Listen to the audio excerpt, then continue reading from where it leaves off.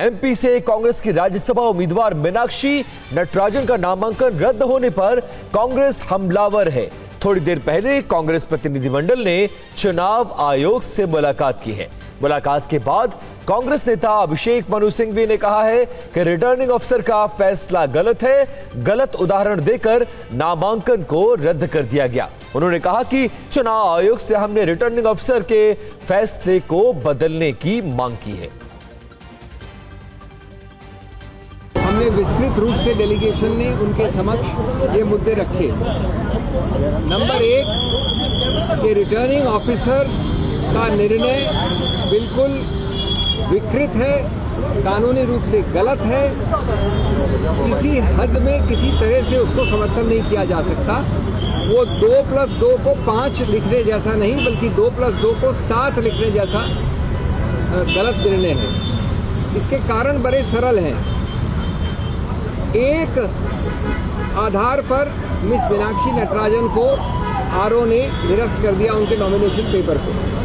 वो आधार था कि गलतफहमी कि कोई क्रिमिनल केस जो इनके विरुद्ध पेंडिंग है उसका इन्होंने खुलासा अपने फॉर्म में नहीं किया। मजे की बात यह है कि कोई भी क्रिमिनल केस ऐसा नहीं है जो कानून में एग्जिस्ट करता है, स्थित है, जिसका वो खुलासा कर सकती थी। कोई नहीं है। एक नोटिस आया है कोर्ट से कि आप आइए और बताइए कि हम कॉग्निजेंस इस केस का लें कि नहीं लें। ये पहली कक्षा का कानूनी विद्यार्थी जानता है कि कॉग्निजेंस यानी संज्ञान लेना एक प्राथमिक स्टेज होती है मैजिस्ट्रेट द्वारा, और वो इसलिए ली जाती है कि मैं ये निर्णय करूं कि ये केस आगे चलना चाहिए कि नहीं।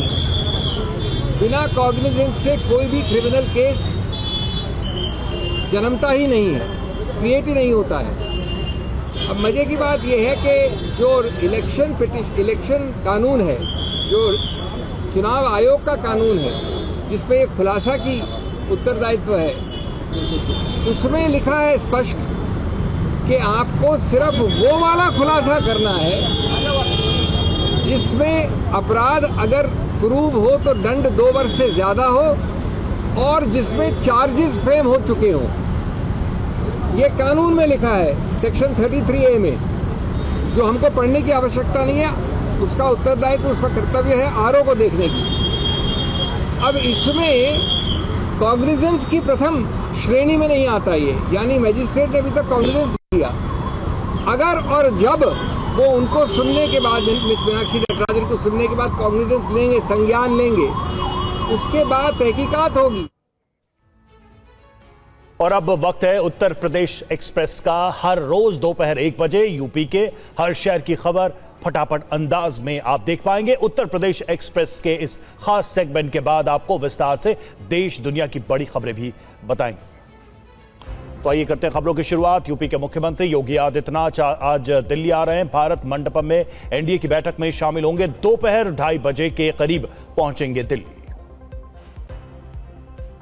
नरेंद्र मोदी ने बनाया रिकॉर्ड, लगातार 12 साल तक निर्वाचित पीएम बने रहने का रिकॉर्ड। यूपी बीजेपी के अध्यक्ष पंकज चौधरी ने हनुमान मंदिर में पूजा अर्चना की। डिप्टी सीएम ब्रजेश पाठक ने भी पूजा की।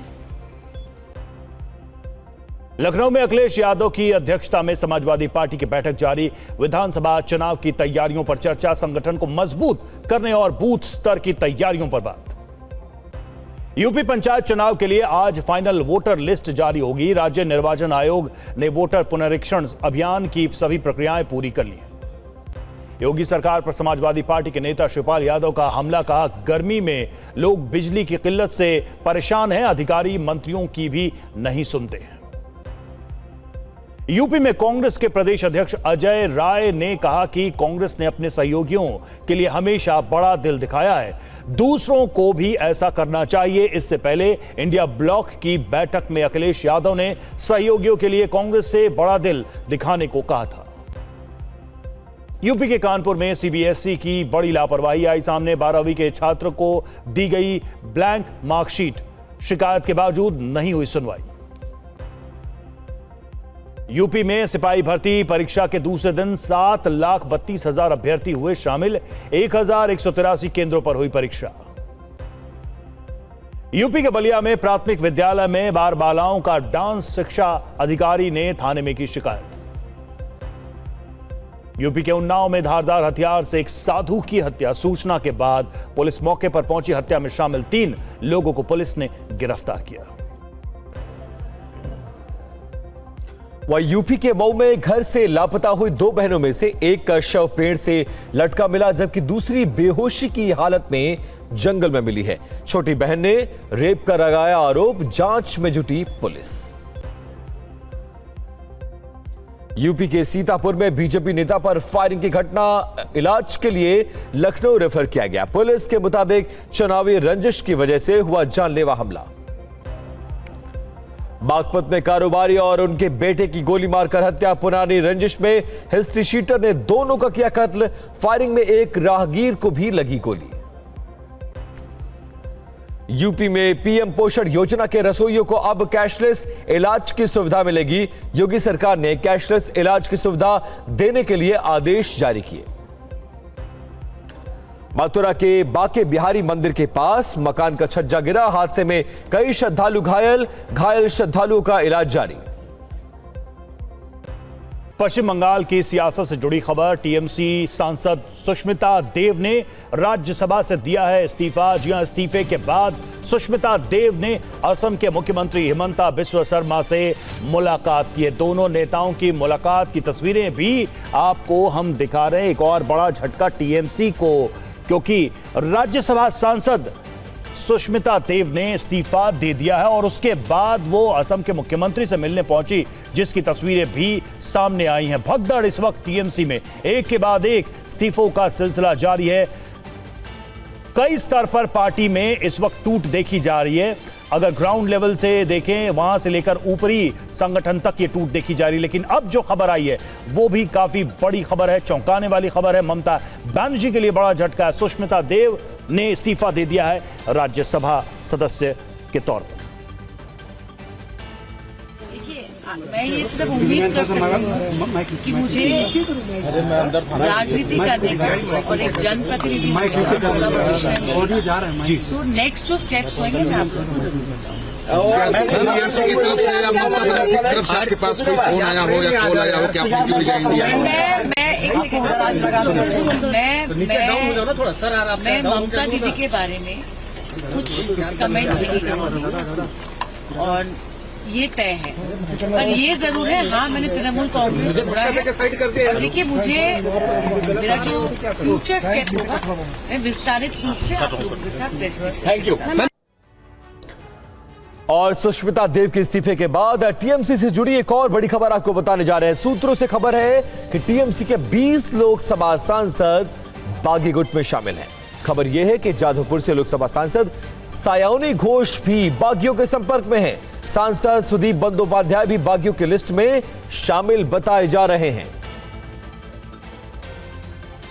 तो लगातार टीएमसी की मुश्किलें बढ़ती जा रही हैं। लोकसभा राज्यसभा दोनों तरफ से झटके पर झटका लग रहा है। आज सुबह ही सुष्मिता देव ने राज्यसभा सांसद के पद से इस्तीफा दे दिया और असम के मुख्यमंत्री हिमंता बिस्वा शर्मा से मुलाकात की। और दूसरी खबर भी बंगाल से, जहां पर टीएमसी का जो बागी गुट है लोकसभा सांसदों का, उसमें 20 सांसद बागी गुट में शामिल, जिसमें सायोनी घोष का भी नाम शामिल है।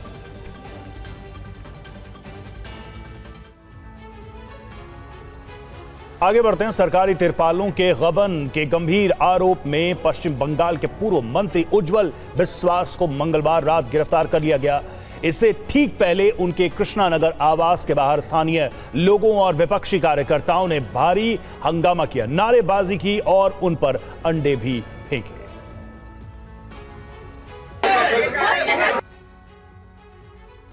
पश्चिम बंगाल में टीएमसी नेताओं के खिलाफ लोगों का गुस्सा थमने का नाम नहीं ले रहा। अब लोगों के गुस्से का शिकार बने हैं पूर्व टीएमसी मंत्री उज्जवल बिस्वास। देखिए कैसे इन पर अंडों से हमला किया गया, साथ ही दफ्तर में तोड़फोड़ की गई। इस दौरान कुछ लोगों ने दूसरे टीएमसी नेताओं को भी निशाना बनाया। कार्यालय में रखी सफेद साड़ी भी पहनाई। दरअसल पूर्व सुधार गृह मंत्री और तृणमूल कांग्रेस के वरिष्ठ नेता उज्जवल विश्वास को पुलिस ने गिरफ्तार कर लिया है। ये पूरी कार्रवाई सरकारी राहत सामग्री यानी तिरपालों की हेराफेरी और गबन के मामले में की गई। इस बड़ी कार्रवाई से ठीक पहले नादिया जिले में पूर्व मंत्री के आवास के बाहर भारी हंगामा हुआ। स्थानीय प्रदर्शनकारियों ने उनके घर को घेरकर विरोध प्रदर्शन किया। टीएमसी के पूर्व विधायक और विधान नगर निगम के पूर्व अध्यक्ष सब्यसाची दत्ता पर कोर्ट से बाहर लाए जाते समय एक बार फिर अंडे फेंके गए। इससे पहले भी उन्हें अदालत ले जाते समय प्रदर्शनकारियों ने निशाना बनाया था।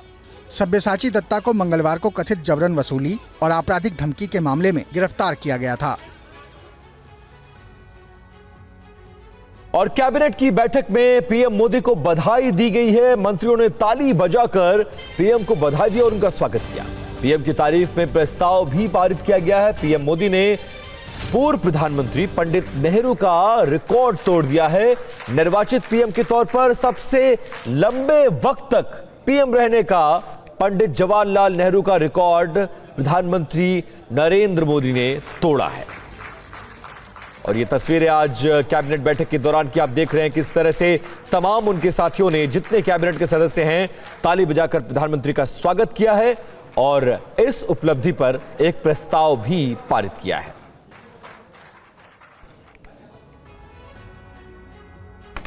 पीएम नरेंद्र मोदी ने आज सबसे लंबे समय तक निर्वाचित प्रधानमंत्री बनने का रिकॉर्ड अपने नाम कर लिया है। मोदी ने 26 मई 2014 को पीएम पद की शपथ ली थी। आज उनके कार्यकाल के 4,399 दिन पूरे हो गए। इससे पहले ये रिकॉर्ड पूर्व पीएम जवाहरलाल नेहरू के नाम था। वो 4398 दिनों तक इस पद पर रहे। मोदी का पीएम के तौर पर यह लगातार तीसरा कार्यकाल है। दरअसल 15 अगस्त 1947 को देश के आजाद होने के बाद जवाहरलाल नेहरू को प्रधानमंत्री नियुक्त किया गया था। जवाहरलाल नेहरू 15 अगस्त 1947 से 13 मई 1952 तक कुल 1732 दिन पीएम रहे। इसके बाद 1952 में देश में पहला आम चुनाव हुआ। कांग्रेस सत्ता में आई। संसदीय दल ने नेहरू को अपना नेता चुना। इसके बाद नेहरू 13 मई 1952 से 27 मई 1964 तक लगातार निर्वाचित पीएम रहे। मोदी सरकार के 12 साल पूरे होने पर आज दोपहर 3 बजे एनडीए की अहम बैठक होगी। भारत मंडपम में होने वाली इस बैठक में बीजेपी और एनडीए शासित 22 राज्यों और केंद्र शासित प्रदेशों के सीएम, डिप्टी सीएम समेत प्रमुख नेता शामिल होंगे।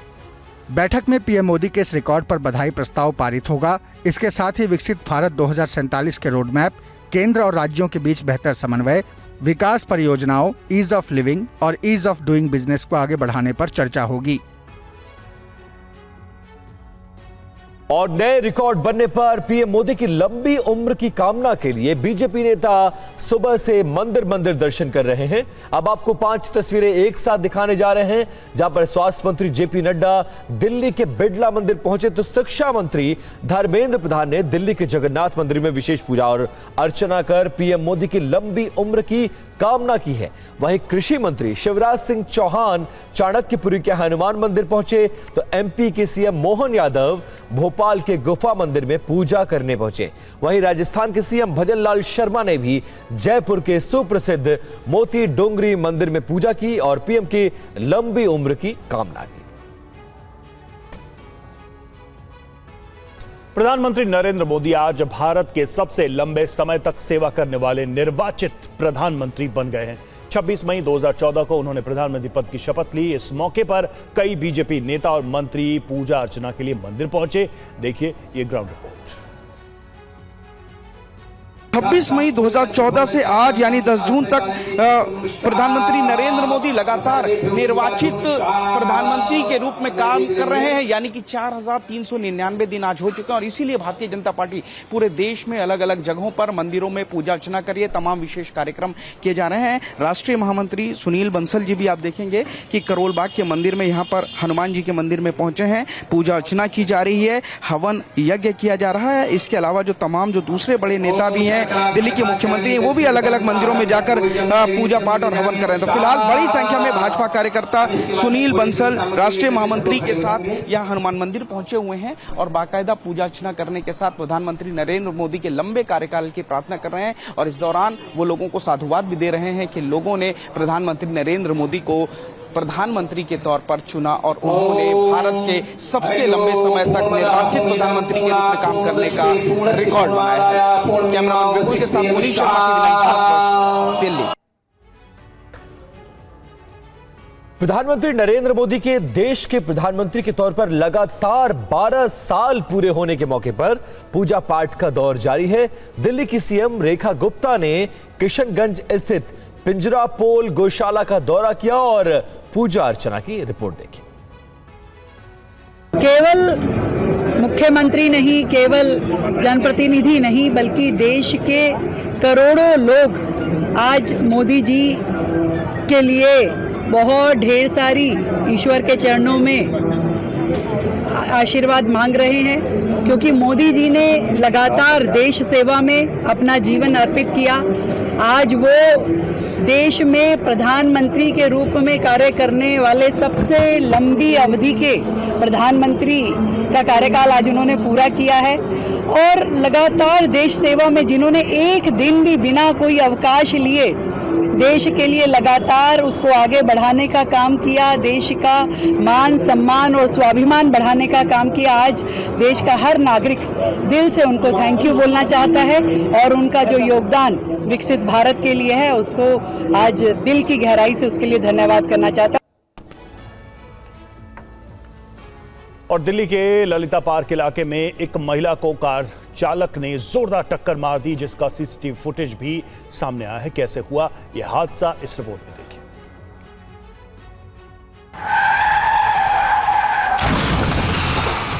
सीसीटीवी फुटेज में देखा जा सकता है कि एक महिला अपने घर से बाहर निकलती है। सामने से एक कार आ रही है। महिला सड़क के किनारे चल रही है। लगता है कि कार चालक की नजर सामने नहीं थी। कार चालक ने सड़क किनारे चल रही महिला को टक्कर मार दी।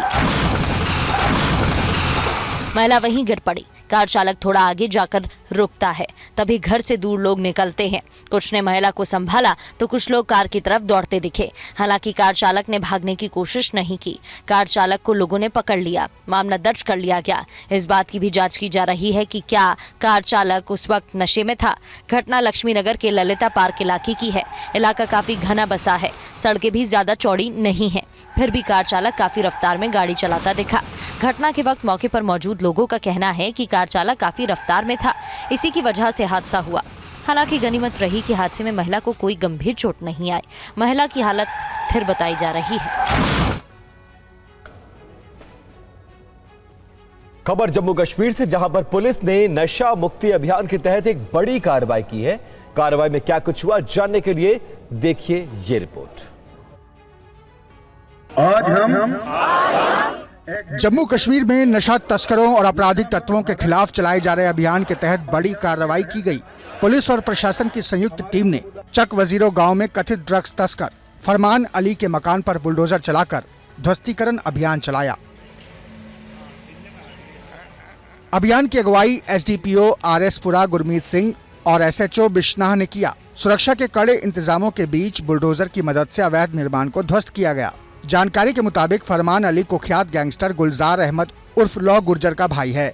गुलजार अहमद को पिछले महीने पुलिस ने गिरफ्तार किया था। उसके खिलाफ कई आपराधिक मामलों में जांच चल रही है। जम्मू कश्मीर के उपराज्यपाल मनोज सिन्हा ने 11 अप्रैल को नशा तस्करों और संगठित अपराध के खिलाफ सख्त अभियान शुरू करने के निर्देश दिए थे, जिसके बाद लगातार अलग अलग जिलों में कार्रवाई की जा रही है। प्रशासन का कहना है कि प्रदेश में नशा तस्करी और अपराध से जुड़े लोगों के खिलाफ आगे भी इस तरह की कड़ी कार्रवाई जारी रहेगी। छत्रपति संभाजी नगर के मिसरवाड़ी इलाके में गैर कानूनी हथियारों का जखीरा पकड़ा गया। जब्त हथियारों की कीमत लाखों में बताई जा रही है। वीडियो महाराष्ट्र के छत्रपति संभाजी नगर में बरामद हुए अवैध हथियारों के जखीरे का है। पुलिस ने मामले में मुख्य अभियुक्त को गिरफ्तार किया है। जब्त हथियारों की कीमत लाखों रुपए है। क्राइम ब्रांच ने हाल ही में एक बड़े अभियान में अवैध हथियारों का जखीरा जब्त किया। ऑपरेशन के दौरान पुलिस ने मुख्य अभियुक्त समीर खान उर्फ सोनू को रंगे हाथों गिरफ्तार किया, जबकि उसका भाई और इस जुर्म का दूसरा अभियुक्त मुनव्वर खान उर्फ लाला पुलिस को चकमा देकर फरार हो गया। मिसरवाड़ी की गली नंबर 7 में घर पर हुई रेड की कार्रवाई के दौरान 66 खतरनाक हथियार जब्त किए। इनमें 58 से छोटे और बड़े साइज के धारदार चाकू और 8 लोहे के फाइटर शामिल हैं। पुलिस के मुताबिक उन्होंने ऑपरेशन मुखबिर से मिली जानकारी के आधार पर किया। दोनों भाई अपने पास गैर कानूनी खतरनाक हथियार रखकर इलाके में दहशत फैलाने की कोशिश कर रहे थे। पुलिस फिलहाल फरार अभियुक्त मुनव्वर खान की तलाश कर रही है। मामले में आगे की कार्रवाई जारी है। और यूपी के उन्नाव में एक साधु की बेरहमी से हत्या कर दी गई। मृतक साधु के भाई ने लल्ली, इजराइल, यामीन, शानू शफी के खिलाफ हत्या का मुकदमा दर्ज कराया है। उत्तर प्रदेश के उन्नाव जिले में एक साधु की दिन दहाड़े हत्या कर दी गई। धारदार हथियार से इस वारदात को अंजाम दिया गया। साधु एक निर्माणाधीन मंदिर में रह रहा था। वहीं हत्याकांड की जांच के लिए एसएसपी जेपी सिंह ने कई टीमों को लगाया। मृतक के भाई की तहरीर पर मुकदमा दर्ज कर लिया गया। लल्ली, इजराइल, यामीन, शानू शफी के खिलाफ हत्या की एफआईआर दर्ज कराई गई है। पुलिस ने दबिश देते हुए लल्लू, शफी और यामीन को हिरासत में लेकर पूछताछ शुरू कर दी है। घटना बांगरमऊ कोतवाली के घूरे टोला मोहल्ले की है। साधु की हत्या के बाद इलाके में तनाव फैल गया है। लोग आक्रोशित दिख रहे हैं। आनन फानन में पुलिस मौके पर पहुंची और फिर हंगामा कर रहे लोगों को किसी तरह समझा बुझाकर शांत कराया। थाना बांगरमऊ पुलिस द्वारा त्वरित कार्रवाई करते हुए नामजद अभियुक्त लल्ली पुत्र दुर्गादीन उम्र करीब 30 वर्ष, सफी उम्र करीब 30 वर्ष, यामीन उम्र करीब 28 वर्ष निवासीगढ़ कस्बा बांगरमऊ को हिरासत में लेकर पूछताछ की जा रही है। महाराष्ट्र से खबर। महाराष्ट्र के लातूर में एक किसान की बेबसी की ऐसी तस्वीर सामने आई है जिसने हर किसी को झकझोर दिया है। क्या है पूरा मामला, इस रिपोर्ट में देखिए। महाराष्ट्र के लातूर से आई ये तस्वीर सिर्फ एक किसान परिवार की मजबूरी नहीं, बल्कि खेती किसानी के संकट की दर्दनाक कहानी बयां करती है। यहाँ एक महिला बैल की जगह खुद हल में लगकर खेत जोत रही है, क्योंकि परिवार का एक बैल बिजली गिरने से मर चुका है और दूसरा बैल अकेले हल नहीं खींच सकता। आर्थिक तंगी ऐसी कि नया बैल खरीदना भी संभव नहीं। सवाल यह है कि आखिर अन्नदाता की जिंदगी इतनी मुश्किल क्यों है? सरकार किसानों की आय बढ़ाने और आधुनिक खेती को बढ़ावा देने के दावे करती है, लेकिन ये तस्वीरें जमीनी हकीकत पर कई सवाल खड़े करती है। क्या राहत योजनाएं जरूरतमंद किसानों तक पहुंच रही हैं? क्या छोटे किसानों को पर्याप्त सहायता मिल पा रही है? और क्या एक बैल की मौत किसी परिवार को इतनी बड़ी मुसीबत में धकेल सकती है? सवाल कई हैं, लेकिन हकीकत यही है। एक तरफ देश कृषि विकास और आधुनिक तकनीक की बात करता है, दूसरी तरफ लातूर की ये तस्वीरें बताती हैं कि आज भी कई किसान बुनियादी संसाधनों के लिए संघर्ष कर रहे हैं। बैल की जगह महिला का जुताई के लिए खुद को लगा देना सिर्फ एक घटना नहीं, बल्कि ग्रामीण भारत की उस सच्चाई का आईना है जिसे नजरअंदाज नहीं किया जा सकता। वैसे ये पहली बार नहीं है जब लातूर से ऐसी तस्वीरें सामने आई हों। इससे पहले भी यहाँ इस तरह की तस्वीरें आ चुकी हैं। यूपी के औरैया में पुलिस मुठभेड़ के बाद एक बदमाश को गिरफ्तार किया गया है। पिछले 5 महीने से हत्या के एक मामले में पुलिस इस अभियुक्त की तलाश कर रही थी। यूपी के औरैया के दिबियापुर इलाके में एनकाउंटर के बाद 25,000 रुपए के इनामी बदमाश को गिरफ्तार किया गया। पुलिस को इस बदमाश की तलाश जनवरी 2026 में हुए हत्या के एक मामले में थी। मुठभेड़ में घायल हुए अभियुक्त का इलाज जारी है। पुलिस के मुताबिक चेकिंग के दौरान जब बाइक सवार को रुकने का इशारा किया गया तो अभियुक्त ने पुलिस को देखकर भागने की कोशिश की। पुलिस टीम ने जब उसका पीछा कर घेराबंदी की तो उसने खुद को घिरता देख पुलिसकर्मियों पर जानलेवा फायरिंग की। आत्मरक्षा में पुलिस की जवाबी कार्रवाई में गोली उसके दाहिने पैर में लगी। जिसके कब्जे से एक अदद तमंचा 315 बोर, 2 खोखा कारतूस, एक जिंदा कारतूस 315 बोर व एक स्प्लेंडर मोटरसाइकिल बरामद हुई है। यह एक सातिर किस्म का हिस्ट्री सीटर अपराधी है जो हत्या के मुकदमे में वांछित था, जिस पर 25,000 का इनाम घोषित था। अन्य विधिक कार्रवाई प्रचलित है। मौके पर कानून व्यवस्था संबंधी समस्या नहीं है। पुलिस अब उसके आपराधिक इतिहास और दूसरे मामलों की जांच कर रही है। आगे बढ़ते हैं। दिल्ली के जहांगीरपुरी में खड़ी दोपहिया गाड़ियों में कुछ लोगों ने आग लगा दी। पुलिस ने अज्ञात लोगों के खिलाफ मामला दर्ज कर लिया है और सीसीटीवी फुटेज की जांच हो रही है। घटना का सीसीटीवी फुटेज भी सामने आया है। इसमें देखा जा सकता है कि 4 शख्स नकाब पहनकर गली में आते हैं। पहले एक मोटरसाइकिल को आग के हवाले करता है और फिर 2 और बाइक में आग लगा देते हैं। इतना ही नहीं, घर में भी आग लगाने की कोशिश की गई। ये चारों लोग पार्क में नशा कर रहे थे, जिसका एक शख्स ने विरोध किया। इसके बाद इन लोगों ने वारदात को अंजाम दिया। घटना में 3 वाहन पूरी तरह क्षतिग्रस्त हो गए। इनमें एक टीवीएस राइडर, एक स्प्लेंडर प्लस और एक जुपिटर स्कूटर शामिल थे। गनीमत रही कि आगजनी में किसी व्यक्ति को गंभीर चोट नहीं आई। घटना 8 जून की है। दिल्ली के जहांगीरपुरी में ई ब्लॉक में ये आगजनी की गई है। पुलिस ने शिकायत के आधार पर मौके पर पहुंचकर जांच शुरू की। शुरुआती जांच में पाया गया कि जानबूझकर आग लगाई गई है, जिसके बाद आग लगाकर नुकसान पहुंचाने के आरोप में एक अज्ञात व्यक्ति के खिलाफ मामला दर्ज किया गया। पुलिस अब आसपास लगी सीसीटीवी फुटेज खंगाल रही है। मामले की गहन छानबीन की जा रही है और अभियुक्तों की तलाश भी जारी है। और वहीं यूपी पुलिस कांस्टेबल भर्ती परीक्षा का आज तीसरा और आखिरी दिन है। परीक्षा केंद्रों पर पुलिस और प्रशासन ने सुरक्षा के कड़े इंतजाम किए हैं।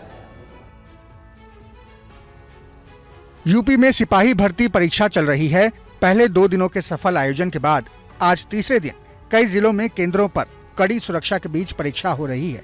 सभी केंद्रों पर सीसीटीवी निगरानी और बायोमेट्रिक वेरिफिकेशन जरूरी है, जबकि परीक्षा हॉल के अंदर मोबाइल फोन, ब्लूटूथ डिवाइस और डिजिटल घड़ी जैसी इलेक्ट्रॉनिक वस्तुओं पर पूरी तरह से बैन रखा गया है। इसके बावजूद गोरखपुर में परीक्षा केंद्र पर एक अभ्यर्थी एग्जाम हॉल में मोबाइल का इस्तेमाल करते पकड़ा गया। पकड़ा गया युवक बिहार के नालंदा का रहने वाला है। वो मोबाइल के जरिए प्रश्न पत्र बाहर भेजने की कोशिश के दौरान पकड़ा गया। मामले में लापरवाही बरतने के आरोप में सुरक्षा में तैनात 2 सब इंस्पेक्टर सस्पेंड कर दिए गए, जबकि 6 सिपाहियों को लाइन हाजिर किया गया। यूपी पुलिस कांस्टेबल भर्ती परीक्षा 2026 के जरिए 32,679 पदों पर भर्ती होनी है। इसके लिए करीब 29 लाख अभ्यर्थी परीक्षा दे रहे हैं। भारी भीड़ के चलते यूपी के कई शहरों में रेलवे स्टेशन पर पैर रखने तक की जगह नहीं मिल रही।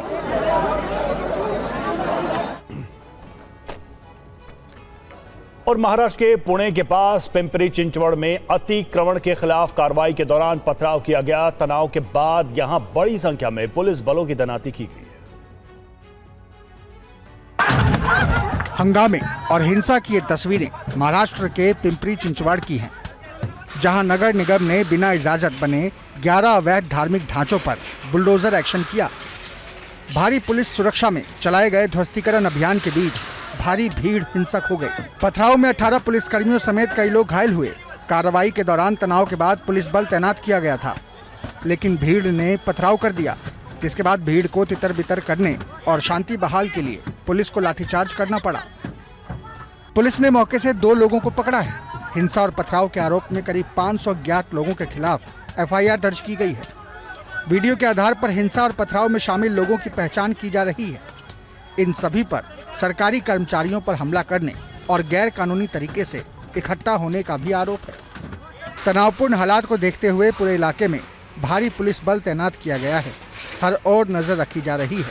प्रशासन ने लोगों से अफवाहों पर ध्यान न देने की अपील की है। और यूपी के गाजियाबाद में साहिबाबाद में आज तड़के फर्नीचर की गोदाम में भीषण आग लग गई। आग की लपटें 2 किलोमीटर दूर तक से नजर आ रही थी।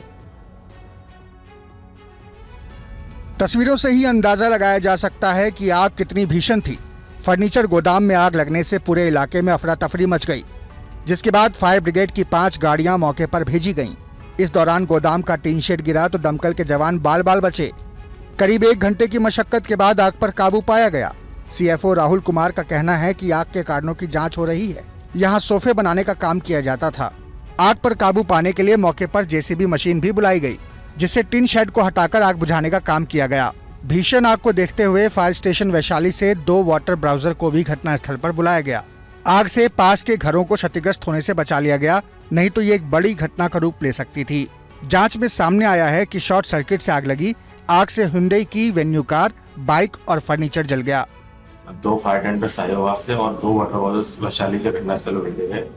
वहाँ जाके देखा तो अस्थायी टीन शेड से निर्मित जो फैक्ट्री थी उसमें सोफा बनाने का कार्य होता था।